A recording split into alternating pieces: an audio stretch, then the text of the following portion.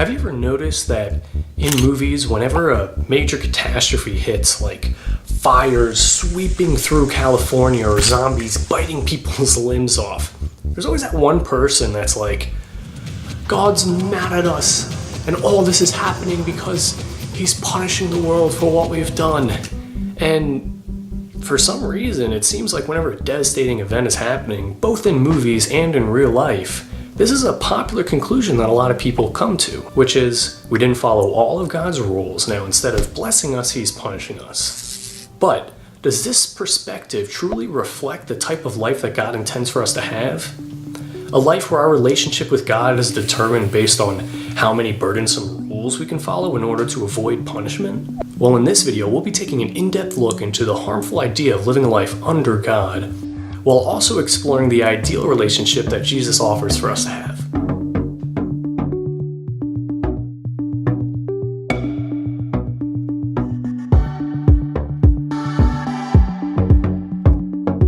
This series of videos was inspired by the book With. If you're really looking to deepen your relationship with God, I highly recommend you read it.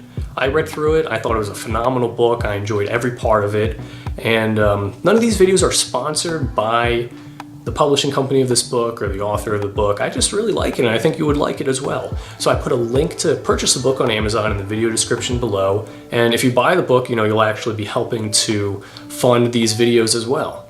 In our previous episode, we briefly talked about the 4 ways that we might, but not necessarily should relate with God. Now, some of us have a combination of either living from God, over God, for God, or under God. And on the surface, these may not necessarily seem bad, but deep down, these are all ways of trying to gain control of our life by gaining control over God. But before we talk about how we might try to impose control over God by living under Him, let's first explore the idea of why we seek to gain control in the first place. Typically, if we feel that we are in control, we will feel less afraid about whatever situation that we may be in. Think about it. Everything you're afraid of is probably linked with your inability to control the outcome of a situation. Because if you control the situation, then you wouldn't allow the fearful or painful outcome to happen in the first place. That's why people do things like hoard money, become possessive in relationships, or work hard to get a perfect GPA. Because we think that if we have control of these things, then we have better control of our lives. Now, the reason why someone might be afraid of losing their money, losing a relationship, or losing their perfect GPA is kind of beyond the scope of this video. But what I want you to understand is that the reason why many people seek to gain control over unpredictable forces in their life is so that they can avoid fear and suffering. Many could say that religion itself was born out of this principle. Religion tells us that we're to live under divine rule so that we can avoid any catastrophe or tragedy in our life. What a lot of monotheistic religions have done throughout history is deduce that if good or bad things happen because we've either followed or broken God's rules, well then it's our duty to enforce the rules and create boundaries in our life so that we don't break them. This mentality then leads to the development of spiritual police officers, people who go around ensuring that no one breaks the almighty will of God.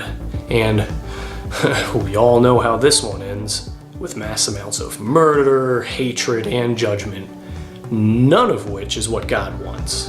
But you should know that although on the outside, someone may be able to change their behavior to conform to people's expectations, on the inside, they might still be filled with hate, greed, lust, or deceit.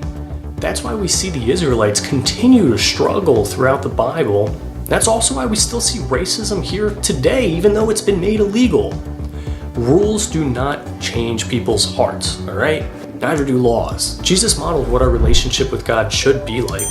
He said his ways were not burdensome. He didn't come to give rules or expect people to perform demanding rituals in order to avoid a constant threat of God's anger.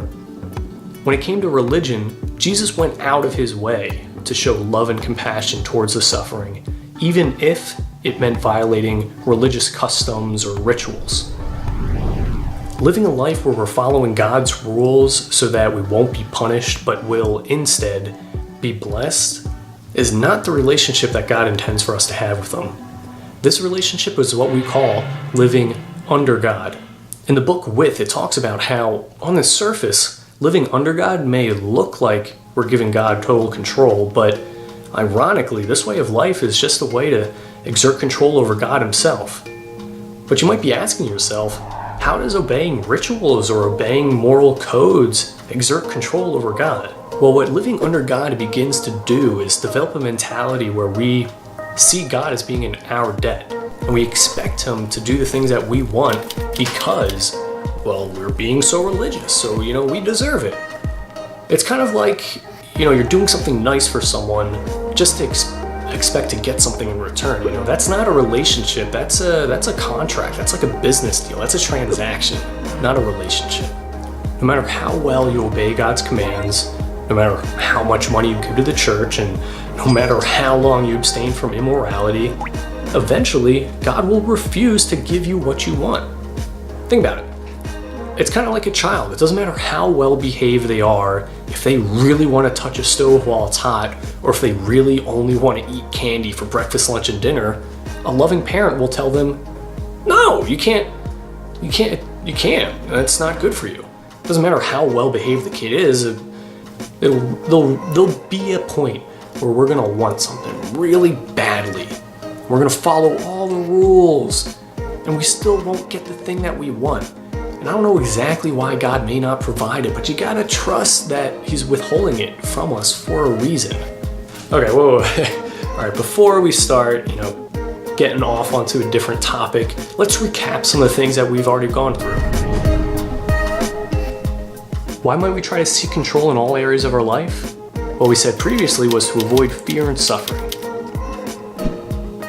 How has religion tried to remove fear and suffering?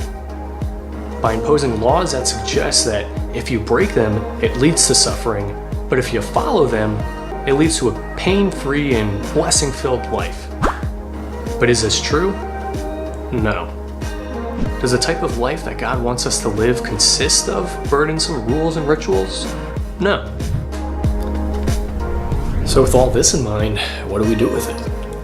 It seems like the logical next step would be, just remove religion altogether. The only thing it's done was create stress, division, and quarreling.